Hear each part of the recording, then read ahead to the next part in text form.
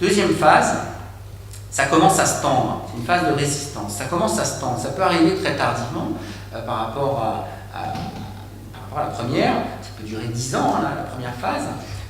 Deuxième phase, ça va être une phase de résistance. La phase de résistance, c'est que vous continuez à être extrêmement engagé, investi dans votre travail, mais votre travail vous le rend un peu moins bien. Vous n'avez pas eu la promotion machin, vous n'avez pas eu la rétribution truc, vous commencez, vous êtes une infirmière, vous commencez à avoir des petits patients qui meurent, et les familles vous font des procès, parce qu'il faut trouver un responsable. Donc la transaction commence à se déséquilibrer. Vous continuez à donner énormément à votre travail, mais votre travail vous donne moins. Les conditions de travail se tendent et les conditions d'accès à la reconnaissance se tendent. Alors là, il y a une manière de s'en sortir, ça s'appelle le deuil, c'est je vais quand même pas mettre tous mes œufs dans le même panier, après tout le travail c'est pas si bien que ça, tiens je vais faire des enfants, tiens je vais faire du sport, etc. Ça c'est la manière de s'en sortir. La manière de ne pas s'en sortir, c'est comme vous avez intégré dans votre banque, si je puis dire, de comportement efficace, vous avez intégré le fait que plus vous êtes engagé, plus vous êtes investi, plus ça vous rapporte, quand vous êtes en situation de difficulté, vous augmentez l'investissement. Donc vous travaillez 2 fois plus, vous êtes 2 fois plus engagé pour réobtenir ces signes de reconnaissance que vous aviez dans cet âge d'or précédent. Alors, c'est pas parce qu'on fait 2 fois plus la même chose qu'on fait 2 fois mieux, c'est pas parce que vous investissez 2 fois plus que vous êtes 2 fois plus efficace, mais enfin on passe un petit peu là-dessus, et dans cette phase de résistance, on augmente comme ça l'engagement au travail. Alors le problème dans cette phase de résistance, c'est aussi un peu l'environnement, c'est-à-dire qu'on n'a pas envie de casser la poule aux œufs d'or. On a quelqu'un qui commence à être un peu désagréable avec les autres, qui trouve que tout le monde travaille mal, qui est le seul à bien travailler, qui est très engagé, mais comme il est très engagé dans son travail, on ne sait pas lui faire de critiques, de toute façon il prend tout mal, donc il vaut mieux rien lui dire.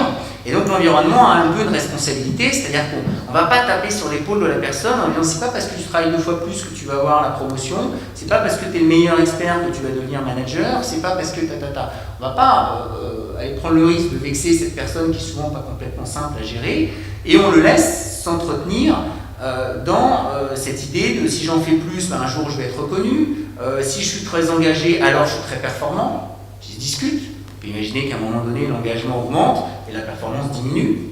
Les deux ne montent pas à l'infini ensemble, mais vous voyez, on va faire l'économie de toutes ces réflexions-là, on ne va pas trop parler à la personne, parce qu'encore une fois, elle n'est pas non plus très facile d'accès. Ce qui nous amène à la 3e phase. La 3e phase, c'est une phase d'écroulement. Alors, ce qui est important à comprendre, on parlera du diagnostic différentiel tout à l'heure, c'est-à-dire à quoi un burn-out ressemble mais qui ne l'est pas. Ce qui est important à comprendre dans cette phase, c'est que souvent, il n'y a pas tellement de prodromes. Prodromes, c'est des signes avant-coureurs d'une manifestation. Il n'y a pas tellement de signes avant-coureurs, c'est-à-dire qu'on est avec des gens qui sont souvent très solides, qui ont été capables de faire face à des situations de travail pas possibles, et qui vont s'écrouler au décours d'un événement qui va vous sembler, observateur extérieur, un peu mineur, un peu anodin, c'est ça.